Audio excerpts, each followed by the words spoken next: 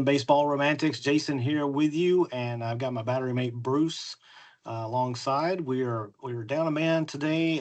Nico is going to be out for this episode, but he'll be back with us next week. So, welcome aboard. We are on episode 9 of the RAB Podcast, and we appreciate all the listeners and all the followers we have so far, and just help us keep growing this thing by sharing with friends and family and getting the word out.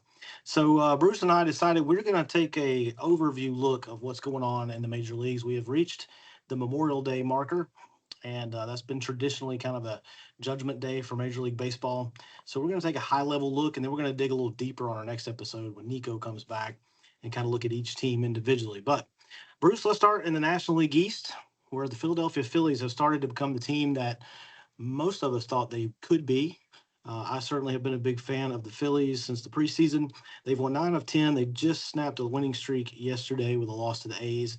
There will be some skeptics who look at the schedule. They've played the A's, they played the Rockies, but they've also played the Cardinals, the Guardians, the Rays during that time. So kind of a mixed bag there. But your thoughts on the Phillies and this little run they're on right now?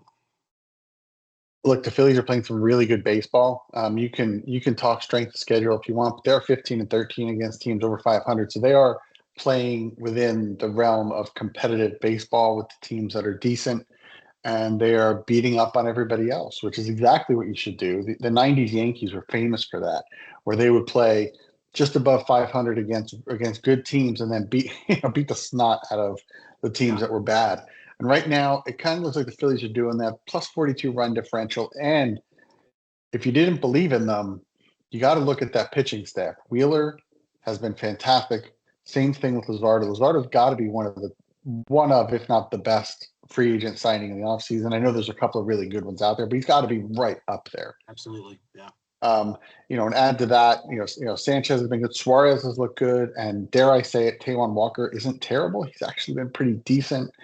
I don't know what they're doing with their young kids right now. I mean, Mick Abel just went and dominated in Lehigh Valley last night, so he's itching to do something. Is he trade bait? Are they waiting for the right time to bring these guys up? It's really hard to tell. Yeah. But some of the Phillies fans have really talked about things like when's Crawford coming up? When's Miller coming up?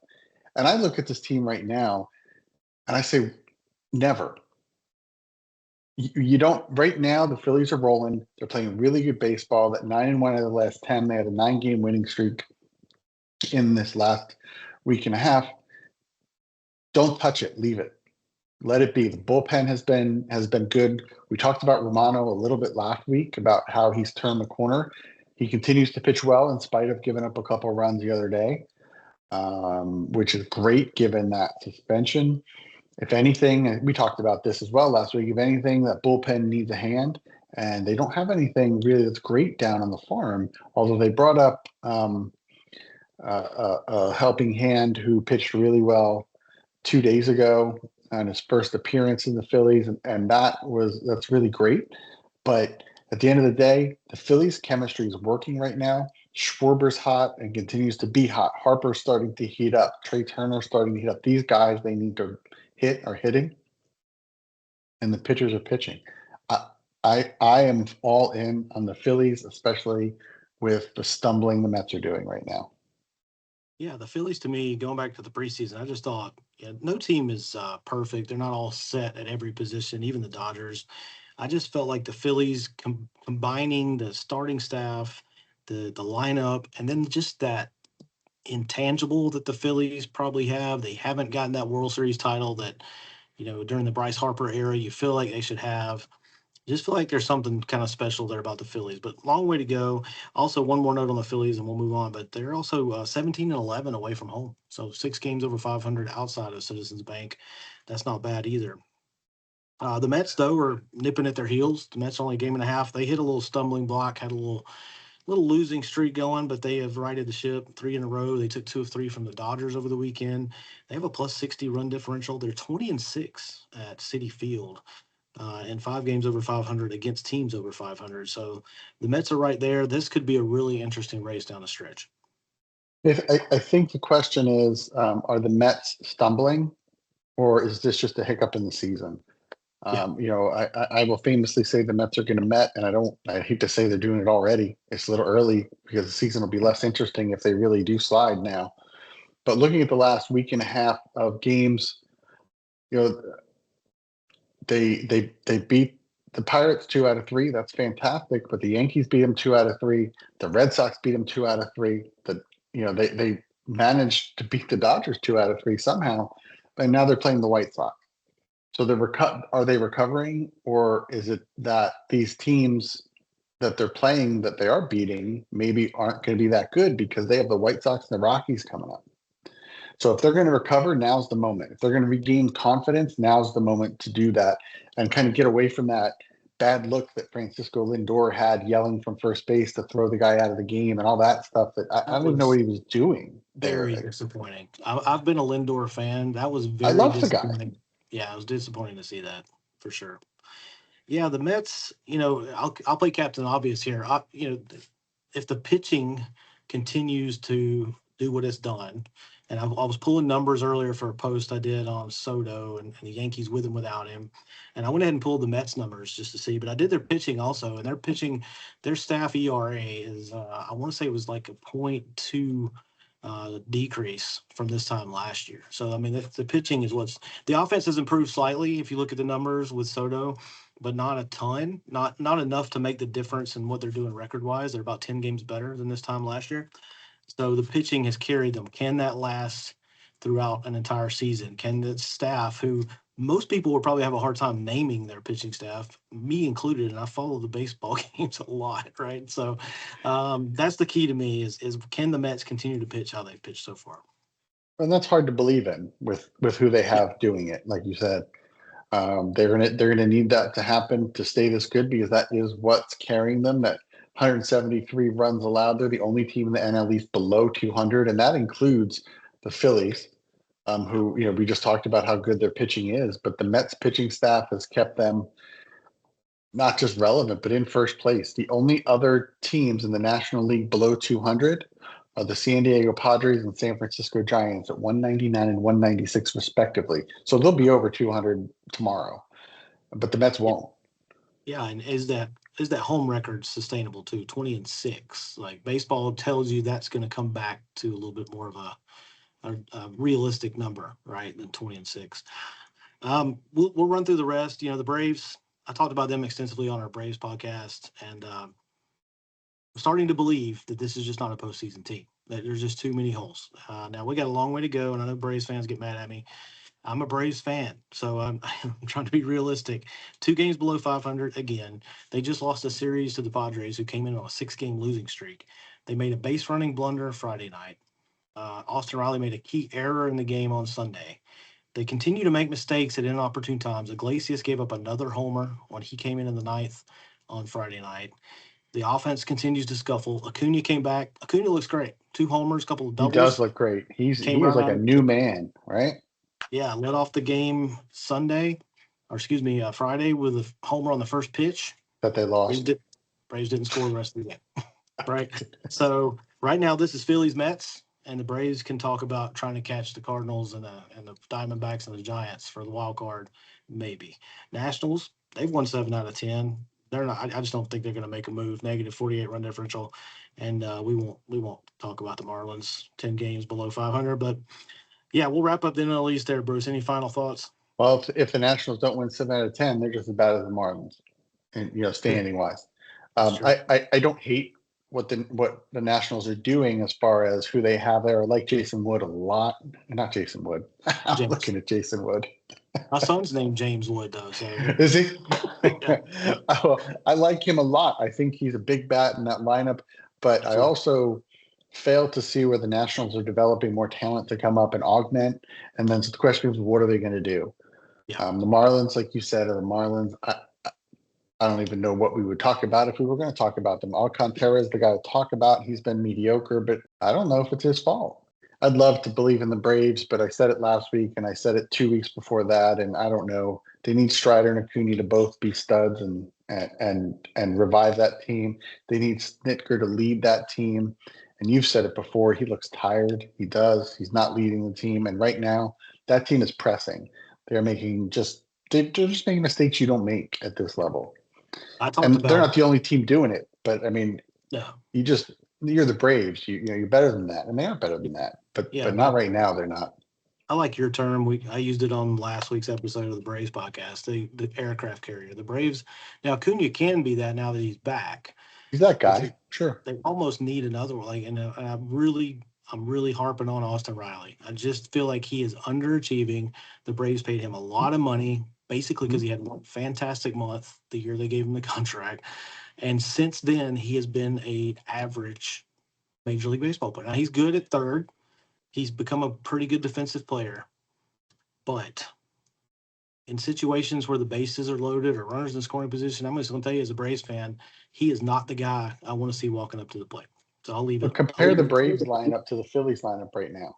There's no comparison. The Phillies are strong, 1 through 6, 1 through 7. Yeah. And they pepper in other guys into the lineup to give their big guys days off, right? Yep. Even if the Phillies gave half their lineup the day off, the Braves lineup doesn't compare right now. No. You want to talk about guys who are going to hit. Think about guys you're afraid to face. Acuna, sure. Are you afraid to face Ozuna?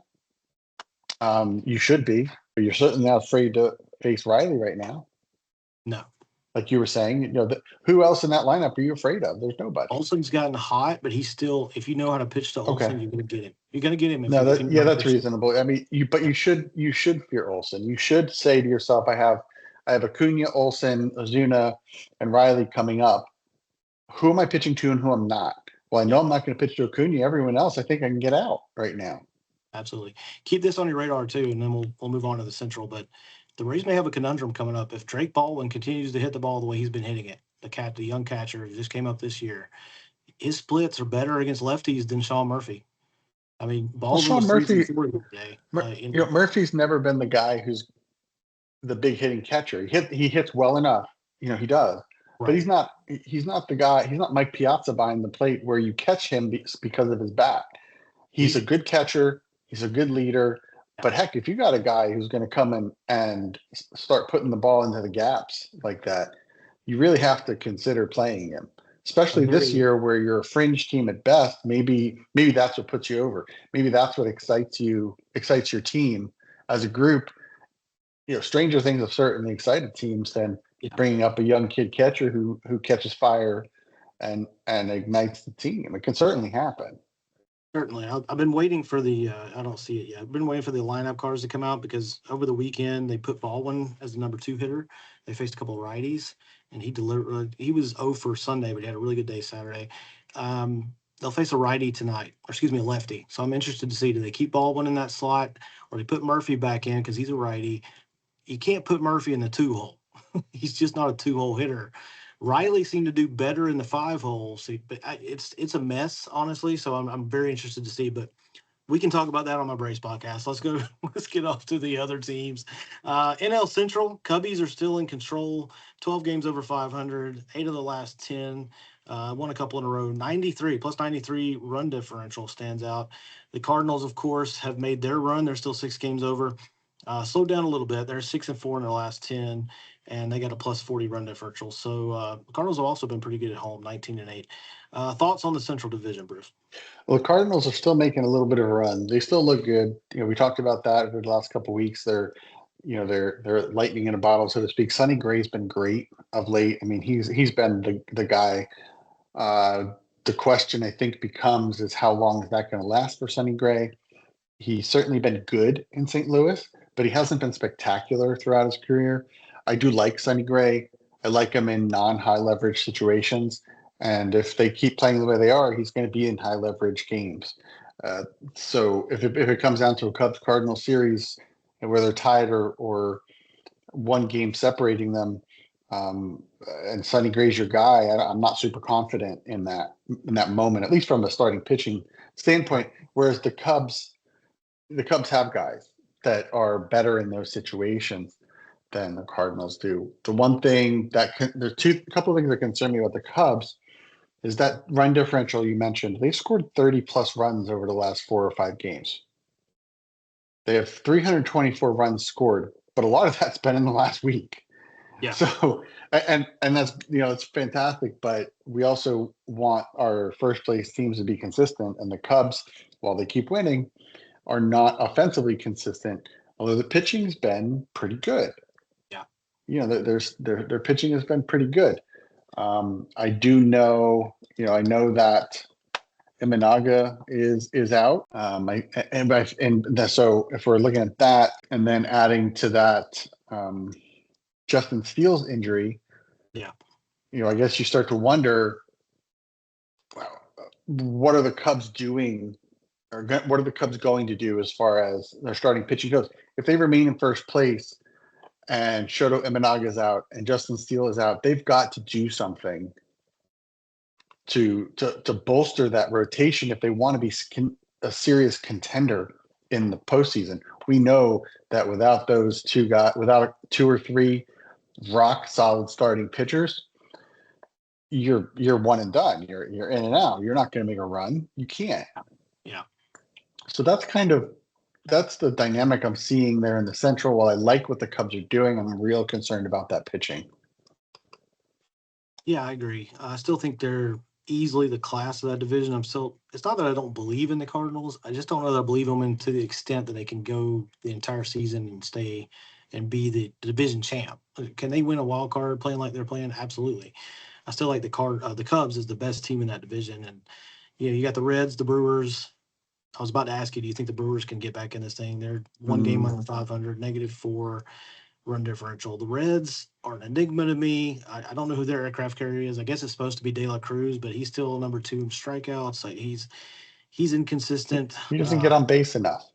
Yeah, and if he's on base, he's a monster, right? I mean, he's tough to handle, but you got to get him on there. So I don't want to pitch to him, but he does a lot of swing and miss there, and the Reds suffer from that a little bit. But I think going back to you talking about Cubs, Cardinals, Reds as a grouping, I worry that the Cubs are 14-15 against teams over 500. They're and they started off the season playing a lot of teams that are not over 500. So I think watching them over the next month is going to be really telling for the Cubs. They are playing, I think, today, this series right now. So looking good initially, but the Cardinals are playing Baltimore, and that's not much better or much worse. Sorry, from a competitive standpoint. Yeah. Yeah, the Cardinals are 17-11 against teams over 500. Yeah, they're set, and that's why it's hard for me to say that I don't believe in the Cardinals. If they're still doing this, they're 19-8 at home and 17-11 again, like you said, against teams over 500. They are playing tough baseball. Maybe it's not perfect baseball, but it's like good baseball. Maybe their performances by Sonny Gray and Eric Fetty that aren't going to last. I don't know. Yeah. But what I do know is that when push comes to shove, we haven't seen the Cubs perform against really good teams really consistently. And I still have a sliver of hope that the Reds are going to put something together, but you're right. They need somebody in the lineup who's going to be more consistent than what they're getting. Yeah, definitely. So, I was thinking about the Cubs. Didn't they start off with some crazy record though against like the first 28 games they played were against teams over 500? I guess that record. Well, they've only played 29 games over 500 at this point. Yeah, total. But I thought they started off because they started the season. They played the Padres, the Rangers, the Dodgers, the Padres again, the Diamondbacks, the Dodgers, the Phillies, Pirates, Brewers, Giants, Mets. Yeah, I just felt like they got off to some kind of crazy start. Maybe I'm misremembering, but did I just use the Rafael Palmeiro or is that Roger Clemens? Misremembering. Either way, I agree with you. 14-15. I still believe in the Cubs, though, as far as that division goes. Would I favor the Cubs against any of the other NL contenders in a 7-game series right now? The Phillies, the Dodgers, maybe not even the Mets. Probably not. I like the Cubs to still win that division, but the Cardinals are playing the kind of baseball that I really like. You talked about it, scrappy. I would trade the Cardinals brand of baseball right now for the Braves brand of baseball in a heartbeat. NL West. Dodgers still on top, 12 games over 500. Only 4-6 in their last 10. Lost over the weekend, 2 out of 3 to the Mets. Still a +64 run differential, 19-8 at Chavez Ravine. only 14-13 on the road, only 13-11 against teams over 500. Second place Padres have taken a step back despite their series win over the Braves. They had lost 6 in a row going into that series. They have won 2 in a row now. They won yesterday, 17-8 at home. And then the Giants are right there with them. They're both 2 games back of the Dodgers. The Giants kind of went scuffling for a while. They're 6-4 in their last 10.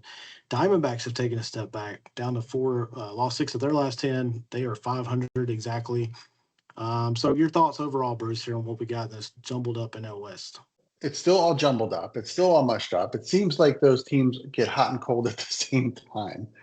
The Dodgers, you rattled off their records and the plus 64 run differential. They've scored over 300 runs, but they seem to scuffle and lose two series in a row here and there, and then all of a sudden they come back and they look like monsters again for a little while.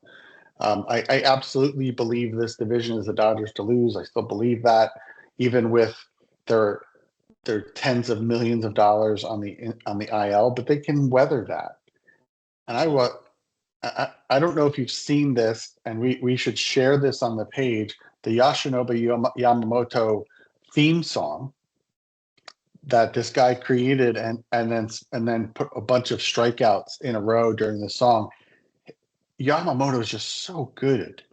And he is their ace right now. And I don't think there's any question that he will continue to be their ace. The guy's definitely got Cy Young potential this year. Him and Zach Wheeler and Luzardo and a couple. I mean, and I can't not say Skeens, but when you compare Skeens to what Yamamoto's doing, Yamamoto's still just a little bit better, if I'm being honest with you. And Skeens is a kid, so fine. But Yamamoto is only a couple of years older, and he looks like a polished professional. Like he's been doing this his entire life. So I have to believe in the Dodgers. I have to believe that pitching staff has been good enough to weather the storm so far, and they will continue to be good enough. Tyler Glasnow cramps notwithstanding. I don't know what to do with the Padres. They don't seem to be able to hold it together for any length of time. They like you said, they lose a bunch of games in a row. The run differential is plus 18, but at one point they were plus 40 something. Yeah, they had and that's really slipped. 3-7 in the last 10. I don't believe in the Padres at all, other than they are a good team, and if they get their act together enough, they'll make the playoffs. And I still believe they're probably going to do that. And I love the Giants story. I love the way they're playing baseball, because on paper they are a 4th place team here that is tied with, percentage points behind the Padres for 2nd place.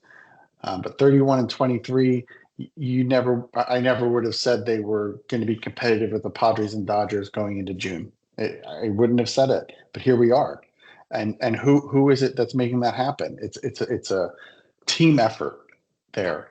Seen a lot of really great individual performances that have come together as a team for the Giants, and you got to just this is what we love about baseball, that a team that is 14-14 against 500 teams, 14-14 away from home, but they go home and they just win, and they find ways to win, and that's a similar story to the Cardinals, find ways to win. But I have to believe that the Giants aren't this good and then they're going to fall apart. I can't believe that right now. I don't want to believe that. How's that? I want them to make the play. Even if it's a 3rd wild card, I want them to make the playoffs this year. The Diamondbacks are kind of who I thought they were going to be. They're not as good as everybody thinks. That's what I think about them. Yeah, I mean, they've given up 70 more runs than the Giants. They've scored. They have given up 70 more than the Giants. They're only 14. Well, we knew the Diamondbacks were going to be able to hit. The question was Corbin Burns enough to make them that much of a contender? And no one pitcher's ever going to do that for you unless you've got a stud of a staff behind them. And Diamondbacks pitching isn't terrible. It's just not good. It's not great. Sorry. It's okay. Yeah. But when you have the Padres and the Dodgers and the Giants are playing this well in your division, it's not good enough. Yeah, I mean, look, I would bet money today if I had it. The Dodgers are going to win this division. I don't think, I would be shocked if anybody else won this division. So it really comes down to, do all 3 of these other teams stay in the wild card race the entire year? I could see them all being right there. The Diamondbacks are a shocker to me. I picked them to be a lot better. And again, we're at Memorial Day, so it's not baked in stone, but things don't look great for them right now. I will go back real quick to the Padres.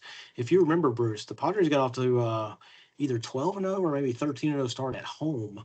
So they're 17-8 at home now. So they're only like maybe 4-8 at home in their last 12. Yeah, and I think that's part of where they're scuffling. They were so good at home early, and now they're coming back to earth with it. They're actually just playing like an average team.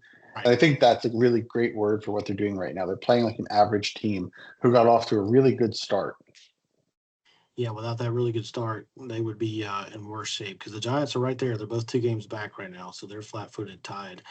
All right, so let's skip over to the American League. We'll start in the American League East, where we now have 2 teams over 500. But guess who the second team is?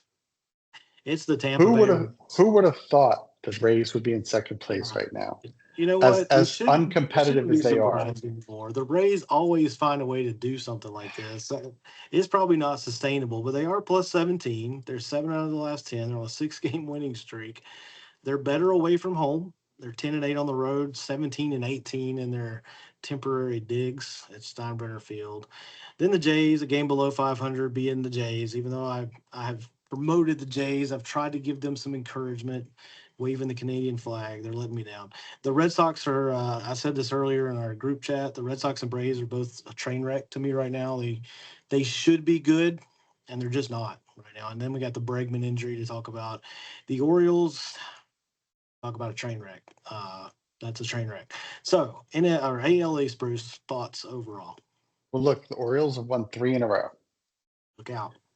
So that's something for them, especially with how terrible they were after the managerial change. They still, they didn't come out and start winning. The Pirates at least came out and won a couple of games. True. The Orioles said, "So what?" and kept playing the same miserable baseball. But maybe they're starting to inch towards respectability this season. They are certainly fine. They're not as bad as the White Sox, even though the record is a little bit. The record's only a little bit better. They're still not the White Sox. White Sox are negative 51. I see it. Two. The Orioles are one of only. Okay, so there's only 2 teams that have given up 300 or more runs right now: the A's and the Rockies, and then there's the Orioles at 297. I'm just saying that pitching is atrocious. I believe that the Orioles will do something to improve their pitching, even if it's just organic. Yeah, because I don't think their pitching is as bad as it is. When not that I want to spend a ton of time talking about the Orioles, but only because they don't warrant it. And I hate to say that, but they just what don't. I should do is go into their pitching stats, pull out Charlie Morton's stats, and then see. Yeah, and that wouldn't be the worst thing to do, just to see. Even though Morton put in a nice performance the other day, but if they can kind of jump on Sagano's back a little bit. Sagano has been consistent, reliable, and middle of the rotation good. He's not your number one. He's not even your number 2. But if they can get a couple of guys to just do what Sagano's doing, they could be a 500 team. They could inch back to 500-ness. I don't know. Is that a word? Especially with how bad the Red Sox have been lately. Yeah. And the really bad thing about this thing is I look at this mediocre division, and that's really what they are. They are wallowing in mediocrity. Yeah, absolutely. Between Tampa, Toronto, and Boston, there's a game and a half between them from a standing perspective, which also means that Tampa's a game behind being a wild card team. Toronto's 2, Boston's 2.5. That's terrible because they're terrible. Yeah. Yeah, it is. Yeah, no doubt. And if any of those teams make the playoffs the way they are now, like even the Rays at a 509 winning percentage, it's terrible, and you need to get rid of this third wild card completely because it's not what it was meant for. That's not why it exists. I mean, the only team to talk about here is the Yankees, and we can talk about them for a while. But the rest of these teams, there's nothing really to talk about other than, you know what? The Rays just ran off six in a row. and that put them in second place, and that's great for them. They play 500 ball over that time instead. They're with the Red Sox. Yeah. And and their run differential is about they're plus 17, which is okay. The Red Sox are plus 17. The Blue Jays, I don't even know how they've won 26 games with the way they played. Yeah. Again, a mediocre division that is highlighted by the joy of getting to watch Aaron Judge and Max Fried play for the Yankees. Yeah, and Luke Weaver. I got to mention Luke Weaver, how good he's been absolutely in that closer's role for the Yankees. And then they just have a supporting staff. But you posted about the Soto-less Yankees earlier, picking up Paul Goldschmidt and Cody Bellinger, and and a lot of people said this in the preseason, said, "Wow, that's Cashman's a genius. He turns around and turns the Soto loss into a win," and we're seeing it. We're seeing it right now with a team, that I know Nico would say that the Yankees are probably the best team in the American League. You talk about the Tigers too. They're both playing really good baseball. Yeah. But the way the Yankees have played over the past 2 to 3 weeks, I don't know why they couldn't be competitive with the Dodgers or Phillies if they played them right now. I would actually like this Yankees team better in a 7-game series with the Dodgers than the Yankees team. Right now, today, I agree with you. I don't know if they stay that good. Right. And that's the thing. I had this debate with a commenter on our page, and if you haven't seen the graphic, really quickly, so the Yankees through this many games last year, 36-17 record. This year, 33-20. So there are a couple of games not as good as last year. However, if you look at the offense, more runs scored, 41 more runs scored, 20 more doubles, 6 more triples, 7 more homers, about 40 more RBI, about 11 more walks. So better this year in all of those categories, plus better batting average, better OBP, better slugging, better OPS, and they've grounded into about 20 less double plays to this extent. The offense is I like that stat. That's a good stat. Yeah, it is. And the offense is better, and there's no question about that. And somebody commented, well, all that matters is the record. No, that's not true. This is now a sport where, as you said, Bruce, we've watered it down with the third wild card, and we can debate whether that's good or bad. I mean, there's teams that are still involved. There are fan bases that will still be involved and bought in. And so maybe that's good. But to your point, we don't need the team that, no offense to them, but did anybody want to watch the Rangers Diamondbacks World Series a couple years ago? I mean, the Diamondbacks slipped into the playoffs.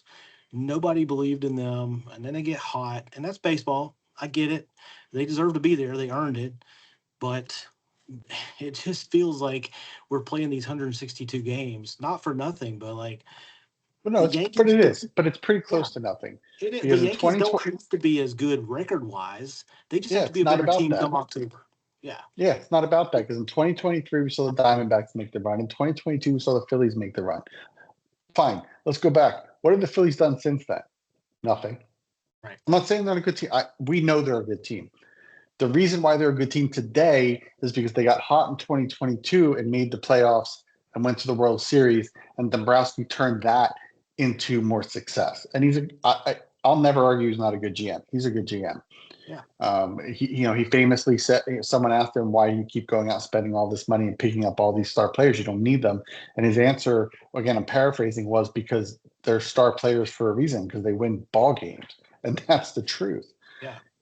And you can't argue against that. What you can say is that third wild card may keep a team like the Toronto Blue Jays, who are 2 games out right now, from trading people that will make them better later and keep them mediocre longer, and hope that they become the Diamondbacks or the Phillies again. Exactly. Yeah, it's a good point. And that's bad for baseball. I agree. That's a great point. I hadn't really thought about it that way, but you're exactly right. But yeah, and fans are going to overreact. We all do it. I'm a fan. I overreact, but I've seen a lot of. No offense to the Phillies. I just got through loving on the Phillies. I love the Phillies, but there's a lot of Phillies fans bragging about having the best record in baseball. That means absolutely nothing in late May or early June, guys. It doesn't really mean anything at the end of August, as Phillies and Braves fans can tell you. Okay. It doesn't mean anything going into the playoffs. No, absolutely not. The Braves, you go back to that team 21, Bruce, they were the worst division champion of all the division champions that year because the NL East was so bad. Yep. The Braves were just barely over a 500 team. They get hot, they win it. 2 years they win over 100 games. They don't get out of the division series. So That's because they all played the that to say, Phillies, Jason. They played the yeah, Phillies. That's why. exactly. I just want to connect that for you. Please do. Thank you. I love reliving that. Actually, you know what's weird? Quick tangent. What's weird about that? And I've really learned to just like love players and love the game more, especially through this page. But the Phillies doing that to the Braves partly is responsible for me becoming more of a Phillies fan. Like I don't have this big hatred for the Phillies like I used to as a Braves fan. I love Bryce Harper. I love Kyle Schwarber. I love Zach Wheeler. And part of that was watching them play these guys and the passion they played with during the postseason that the Braves, frankly, were lacking in those two series. The Phillies acted like a team that wanted to be there and win games. The Braves were doing their thing where they acted like they were just there for business. In 21, the difference in that team for the Braves was Jock Peterson brought a swagger to that team, and they acted like those Phillies teams. They acted like, hey, we want to be here and win games. That partially made me really like these Phillies players. But point being this, I'm not trying to take anybody's joy away or add to anybody's misery, but just in the moment, it can be, and I'm guilty of this. In the moment, it's very easy to be very down or very high on a team. Really, now in this environment, wait till October, right? I mean, it just really does not matter. The Dodgers can scuffle all season long, but they have enough talent, enough depth. They're still going to be there. And what matters is how they're playing in October. The Dodgers weren't playing great going into last postseason. They were scuffling a little bit. They had starting pitching injuries. I'll argue that the Padres beat them. They just didn't beat them. Absolutely. Yeah, they just didn't win when they didn't make the moment happen when it needed to happen. Whereas the Dodgers did. Yeah, there's very few There's very few times I feel like in pro sports where people really choked. Usually, it's just the other team did something. The Padres choked last year. They did. Those two games, they really did. All right, so I love the Yankees. I think they're the class of that division easily. That's another Captain Obvious statement. But Yankees and Tigers as we move into the AL Central. Those are my top two teams. I love the AL Central. I absolutely love this division because I could pull for any of these teams. I like all of these teams. I like the Tigers. I like the Guardians, Twins, Royals. The White Sox are what they are. Guardians, 5 games over 500. They're always there. We talked about that in the preseason. They're 5 games back of the Tigers. They did just win a series from Detroit.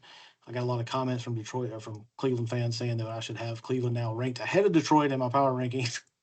That's not how this works, guys. One series in May does not determine that kind of stuff.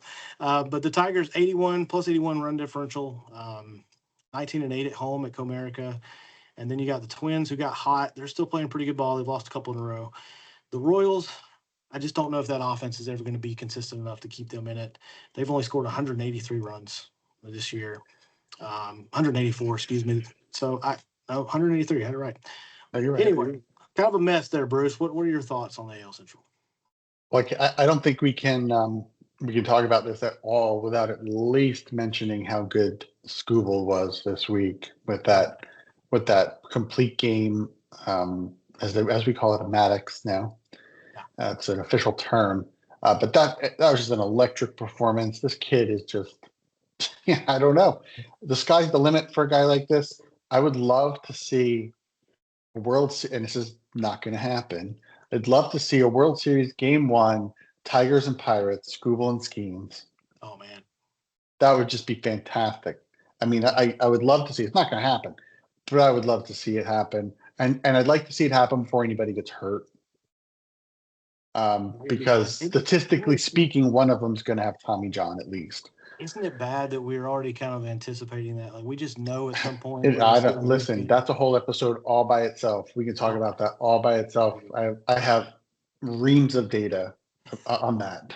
I don't know if you saw there was on that for sure. There was it in the New York Times, or it was in the Athletic, a New York Times piece about MLB needing to get involved with the NCAA and collegiate baseball to have them limit what they're not limit, but regulate what they're doing with pitchers. And my data goes back to high school, even to what we're doing. But again, that's a whole topic all by itself. But the Tigers are just a good baseball team playing good baseball right now. A lot of people have said we never saw it coming, but I don't agree with that. I think at the beginning of the season, we all sat back and said, who are the Tigers? Are they the first half Tigers last year, or are they the second half? Well, they're the second half team. It's clear that they're the second half team. And Javi Baez having a resurgence has just made them better. And he's a good center fielder. As much as I made fun of him for those years where he was swinging at pitches 7 feet out of the strike zone, he's having a really good season, and that team and that city is benefiting from Javi actually earning his money for once in Detroit. His turnaround and Marcelo Ozuna's turnaround from a few years ago are two of the biggest turnarounds I've ever seen. They couldn't hit for. I'd written Ozuna off 4 years ago? 4 years ago? He was about to be booed right out of Truist a few times for more than just his hitting. But the Tigers, I'm not anti-Yankees at all. And there's something about the Yankees being in the World Series that is fine. It's the way things should be in a way. But I really want to see the Tigers or the Mariners, dare I say it, one of these teams that hasn't been or never been in the Mariners case get to the World Series and have some really great pitching matchups. Like you said, I mean, the Mariners staff is good. The Tigers have Skubal. They have Job. They have Mize. Taking on the Dodgers or the Phillies, that would be fantastic pitching matchups. Well, if you're talking about Dodgers and Phillies, those are two great pitching staffs. The Yankees pitching staff is great. Obviously, the Tigers pitching staff has been doing good things, and that's with Casey Mize on the IL. Yeah. The Mariners pitching staff, we came into the season talking about how good they were, and they've been good. All of that being said, if we end up with anything less than a Yankees Tigers ALCS right now, or based on what we know today, then something's really broken. In there, because there are no other teams in the American League right now that can hold a candle to the Tigers or the Yankees. Sorry, Mariners fans, I'm not buying into it yet. They're good, but I don't believe in them any more than say I believe in that the Royals are going to find offense and win that division. I just don't, because the Royals have scored the exact same number of runs as the White Sox. Yeah, that has to say something to you. And the reasons are because Perez is not hitting. Last year, Perez was a monster in the lineup, and he's not this year. And as decent as India has been, the table setting isn't there for Bobby Witt because everyone kind of pitch around Bobby Witt right now. Pasquantino's starting to hit a little bit, so he's getting hotter over there, and that's great. And they just called up. I don't know if it's Rave or Rave. I don't know how to say his last name. They just called up a really nice little prospect whose name is not Caglianone, and everybody wants to see Caglianone. But guys, he's not ready. He's just not ready. Leave him alone, at least for a while. Let him be, because as decent as the Royals are, this isn't our year, guys. It's not our year. Yeah, patience. Yeah, patience in Kansas City, because you got Noah Cameron, who's come up, who's shown you that the young pitching is there. Bubic is not going anywhere. Waka and Luger are going to go. They are. Yeah. But you've got some pitching there to believe in that I wouldn't turn around and say the Twins or the Guardians have in the same way. The Twins and the Guardians are scoring a few more runs, although you said it earlier, the Guardians just are always kind of there. I have no idea why they're there this season. They're not a good team, but they're winning some games. I could look at their schedule. Maybe that says something about it. Maybe that's where the magic is. I do think their run differential is a little misleading because they did have a couple games where they got their doors beat in. They did. So that -16 is a little bit misleading. So they're probably more like an even kind of run differential. Yeah, that makes them like the Royals then. Yeah, absolutely. I think that those three teams are very even. The Tigers are going to win this division. I would be shocked if they didn't. Yes. And I think what we're really getting at with all these teams that we talked about, and as we move to the AL West, what is sustainable, right? The Phillies are sustainable. The Dodgers are sustainable. I think the Cubs are on the line of sustainable.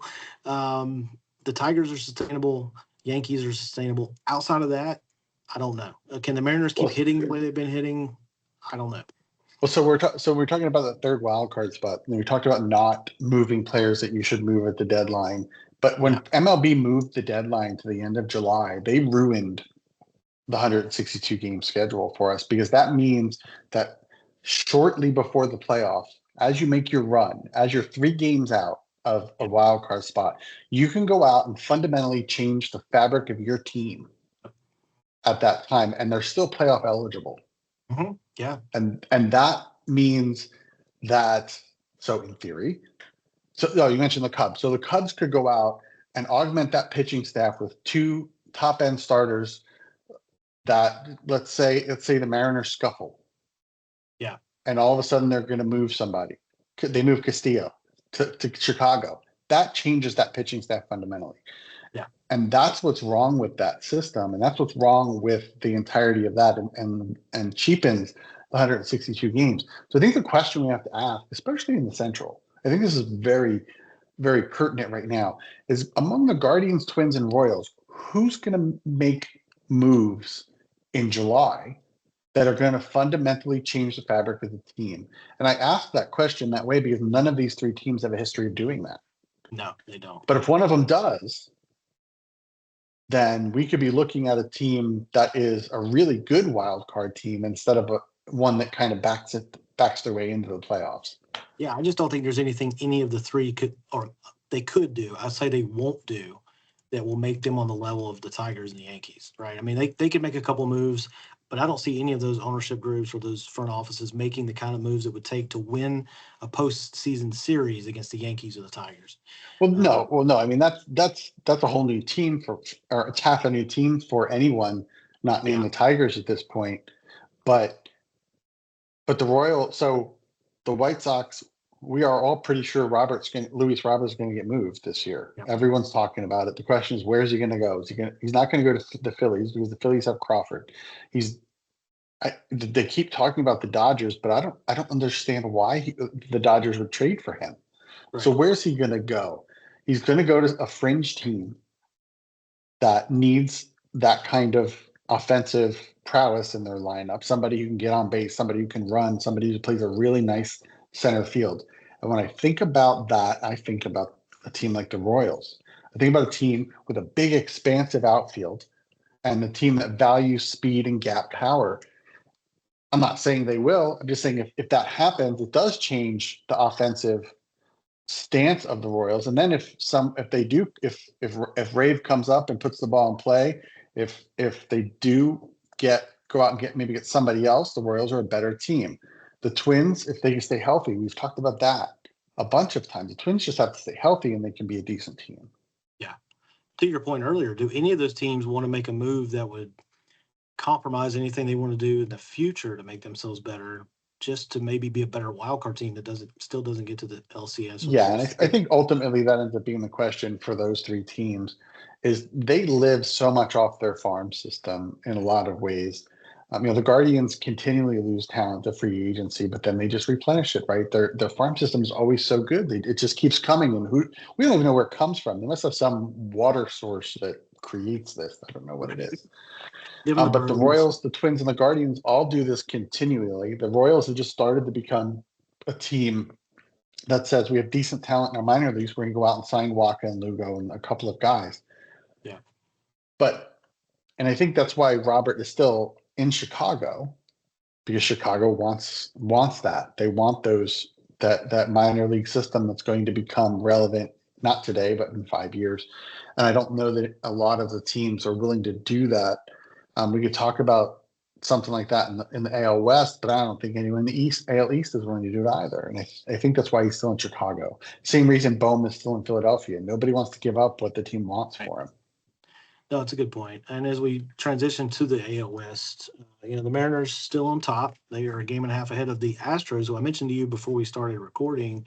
Kind of caught me off guard. They're 3 games over 500, 6 out of the last 10, plus 24 run differential, which is 5 games better than the Mariners. And they've given up 30 runs less than the Mariners have. So I don't know if that's sustainable. They are 8 games over 500 at home. They're 500 against 500 better teams. The Mariners, meanwhile, are only 8-11 against 500 teams. And the Mariners are actually better on the road. They're 16-12 away from home, only 13-11 at the is it T-Mobile Park now? I want to call it the Kingdom. We'll just call it the Kingdom. I still refer to it as the Kingdom. And then the Rangers, the team that I picked to contend for a World Series spot, 3 games under 500, 4.5 games out, 2-8 in their last 10. As you mentioned earlier, only 183 runs scored is the same as the Royals and the White Sox. Negative 12 overall run differential. They've been pretty good at home. They've been awful on the road. Pretty bad against 500 teams. They're actually 4.5 games is tied with the Angels. The Angels are 4.5 games out. So I'm a believer in the Mariners to the extent I think they can hang on and win this division. I like their pitching staff. They are hitting the ball better. Who doesn't like a team with a guy called the Big Dumper, right? The Astros, to me, are the question mark. Can they sustain? I mean, they've got talent there. You mentioned that Altuve threw somebody out on the base paths. That's like Jesus miracle level kind of stuff, right? So I don't know about this division. Are the Rangers still going to come back and make a run? You know, DeGrom pitched a game. Was it last night, Bruce, or the night before? He first career start where he No did not strike strikeouts. anybody out. Yeah, But crazy. he's looked good, though. He has DeGrom's overall. looked good. Yeah. He can't give you 7 or 8 anymore, I don't feel like, but he can give you 5 or 6 really good innings and let the bullpen hopefully keep you in it. And the Rangers' problem is offense. They're not scoring runs. The Angels have a lot more runs than they do. The A's are not performing how a lot of people thought they would. They had a little run there, but they've lost 9 out of 10. And yeah, just your thoughts overall here on the AOS. I think you have to celebrate Jose Altuve's singular outfield assist for the season as he throws out probably the slowest base runner on the planet. Yeah, we'll take it. They'll take it. They'll play that on a loop before all the games, Houston. Play it on a loop. But you have to ask yourself, like, I understand it's Jose Altuve in left field, but that third base coach needs to be fired. I don't know what he was thinking. Like Raleigh is walking backwards to home plate. He's so slow in there. He was out by 5 steps. But what I do think it signals is what I'm going to say is that the Houston Astros win this division. I think they do, and I think that's because but I think the Astros are doing what they did last year. Yeah. Where they're getting their footing and they're remembering that they're actually a pretty decent baseball team. They're not who they were 5 years ago, but they're a decent baseball team, and fundamentally they know how to win. Yeah. And Espada has had some really good tutelage over the years. He knows how to make the choices in the moments that can make the difference and not send a Cal Raleigh from third base. And I don't remember what the score of the game was or if it even made a difference. Astros Pena basketball jersey we got when we went to Dyken Park. I got an extra one. That's fantastic. But I just think that what we're going to see is the Astros' maturity as a team override the Mariners' lack of maturity as a team, and the Mariners' offense, while it's been enough, isn't always going to be enough. You know, we're looking at the Mariners team who hasn't even played 20 games against teams over 500 at this point in the season. Plus 19 run differential. The Astros only plus 24. But I think what we've seen over the past month is that the Astros are getting better, where the Mariners are staying kind of the same. The pitching will continue to be good, but the Astros haven't given up 200 runs yet as a pitching staff. They only give up 190 runs. That's less than the Mariners. And the Astros aren't beating a lot of teams over 500 either, but they're at least playing with them. They're competitive in those games. What I don't like is that the Astros are not great outside of Dakin Park or whatever the heck they're calling it these days. And they seem to like to be at home, where the Mariners, you know, you mentioned they're 16-12 away, but they're 13-11 at home. They're still playing good baseball at home. It's just that you know, they're a little more balanced across the board. So I do think the Astros can pull this one out. I do think, you know, going back to, we talked about trades at the deadline, the Astros are 1 or 2 trades away from being a really good team. Yeah, absolutely. And I think losing Bregman and losing Tucker make them not the team they were. But I do think they can bring that back to the lineup. You know, they thought with Abreu a couple years ago that they were going to replace some of that offense. It just didn't work out. Jose Abreu just basically decided, he didn't decide, he just basically fell off the cliff offensively. You couldn't have seen that coming. But they can go out and fix that.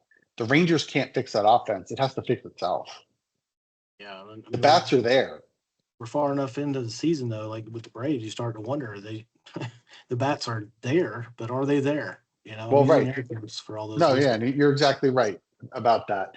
You know, as good as the pitching in Texas is, there's no offense, which is usually the polar opposite of what happens in Texas. That's what Um, I assumed the offense would be good, and I was worried about their yeah, pitching. Yeah. yeah. The Astros to me, Bruce, are a good example of what we touched on briefly. And I think it's worth probably a half episode one day or maybe a whole one. But this concept of where we're at with Major League Baseball in general now. And, do you start to, it's hard to say build a team like this, but do you start to, as a GM, just get me through to the All-Star break? That's exactly what they do. In this thing. Yeah. And then, Yeah. but you start really making that your whole strategy. Like, hey, I just want to be a 500 team at the All-Star break, and then I'm going to do this, this, and this, because I'm going to have as good a chance as the Phillies, the Dodgers, or anybody right now who's 20 games over 500. It doesn't matter. And I'm not saying that to like bring those teams down. They're doing what they're supposed to do. They're winning ball games. They're going to get the bye in the first round. That all matters then. But at the end of the day, we've seen these teams make these runs at the end of the season, and it has definitely watered down the regular season to a Right, point where that's what drives me absolute batty as a you fan. had to win the division to get to the postseason.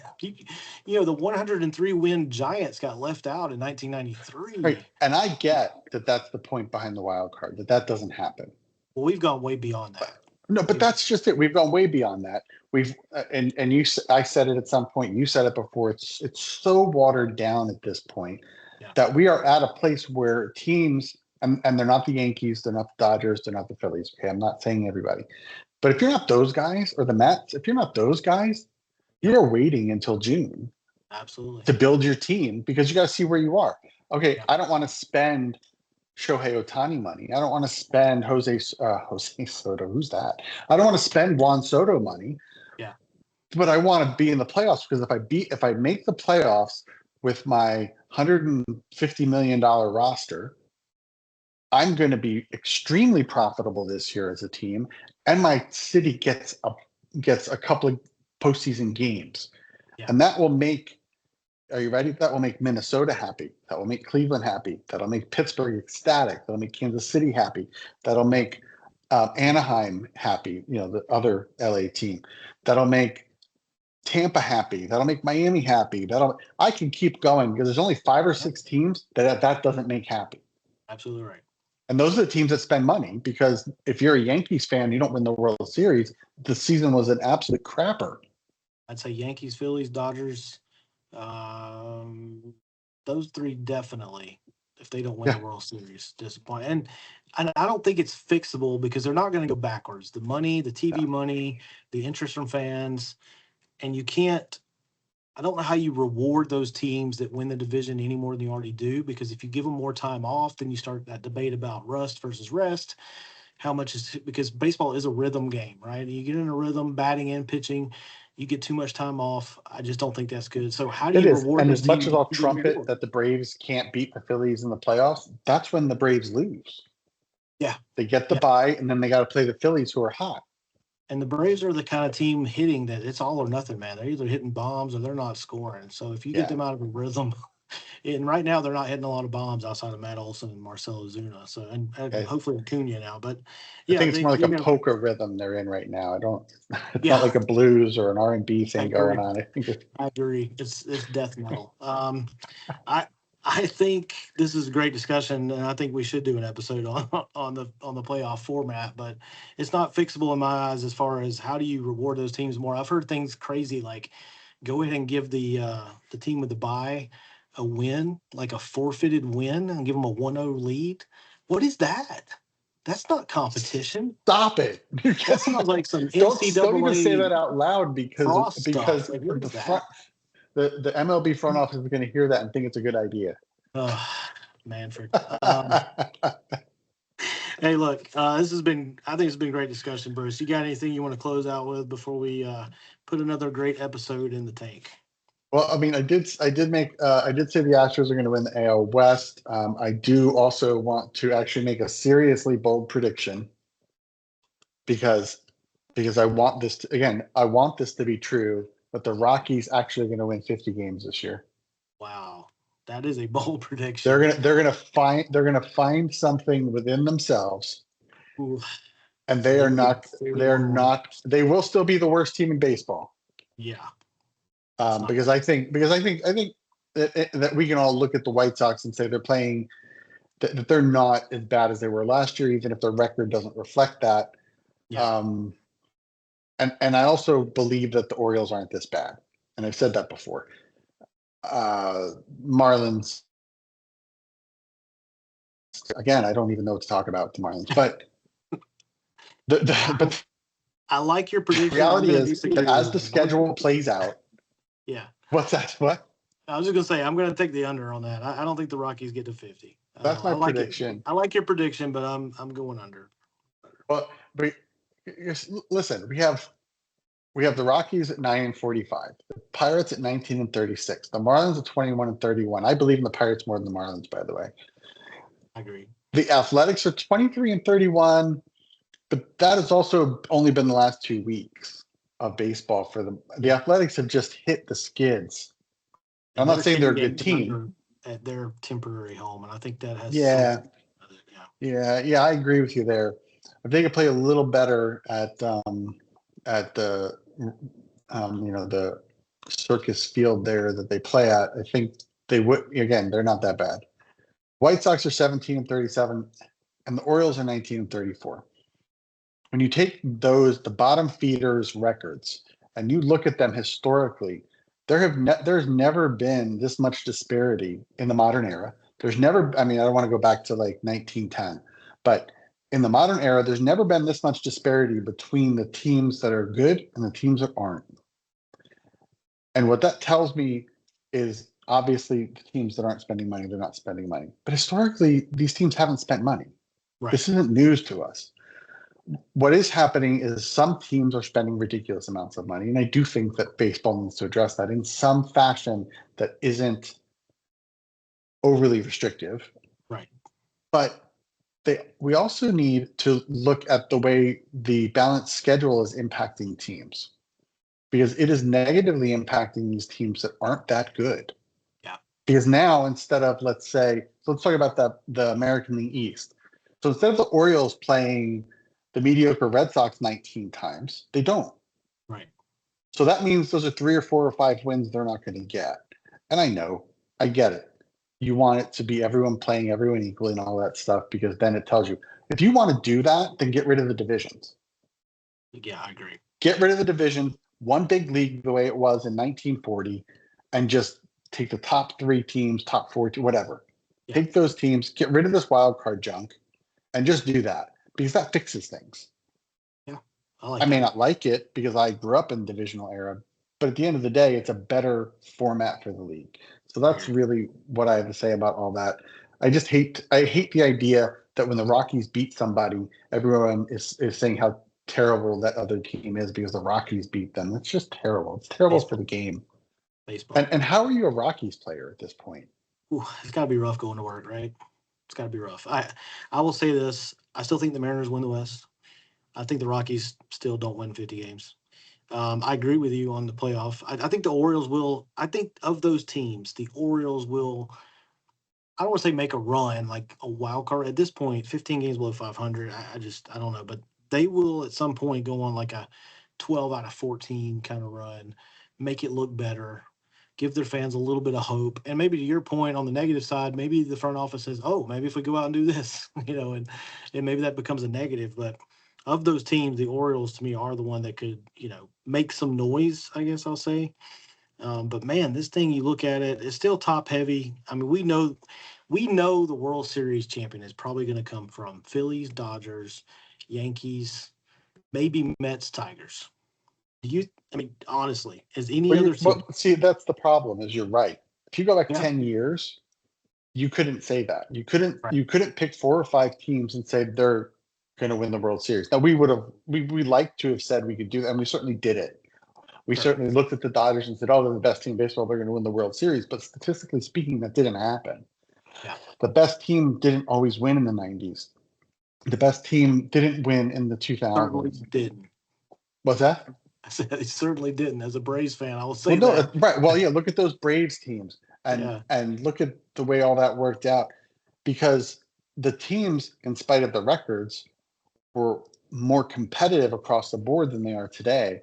Today, Yes. you've got that hot team that comes in and messes everything up in the playoffs and throws everything up in the air. And they end up being moderately competitive as opposed to a really good team. Yeah. I would say the exception to that might be the Phillies, who have become a really good team off of that. But if we look at what the Diamondbacks did, they made some really poor choices after they won, and now they're suffering for it. They still can't get out of that Jordan Walker contract or anything. I don't know, but that I can't. I can go on about this all day and say nothing new because Yeah. there's nothing new to say. No, and you know what I'd like to do? I'd like all these teams, all 30 teams, open your books. I want to see how much money you're making. I want to see how much money you're putting back into the team. And so teams like the Pirates, we can say this is not a revenue issue. You're just No, choosing well, we not know to it's not. invest in your team. All But right, we know let's it's go not out a on revenue this. issue for any of these guys. Yeah, and we know that. We know that. But I would wish we could see all the books and like break it down. I'm not an accountant, but all right, let's end it on this because I think it's a great question, and you can ruminate on it. We can pick it up next episode. But in that AL East, I'm looking at this. We're talking Orioles. We're talking the Rays. Bold prediction: who finishes second in the AL East among that group? All things remaining equal. Yeah. All things remaining equal, Bregman's going to come back, and the Red Sox are going to finish second, and they're still going to be around a wild card. Again, all things being equal, I think that's what happens. But again, we know in July things aren't going to be equal. Bregman might come back. The Red Sox might go out and get another starter and a table setter, and all of a sudden they're actually a pretty good team that they were supposed to be to begin with. Who knows? It's hard to say. I But don't that's who I would disagree. say. I don't believe in anyone else in that division. I don't disagree, but I'm gonna keep waving the Canadian flag until the Blue Jays are just out of it. All right, guys. Hey, great episode. Appreciate it, Bruce. We'll have Nico back next week. Really good stuff. Thank you to all our followers and our listeners. Continue to follow us on Spotify, iTunes, and YouTube. And of course, follow the Romantic About Baseball Facebook page. And we will see you all soon at the ballpark.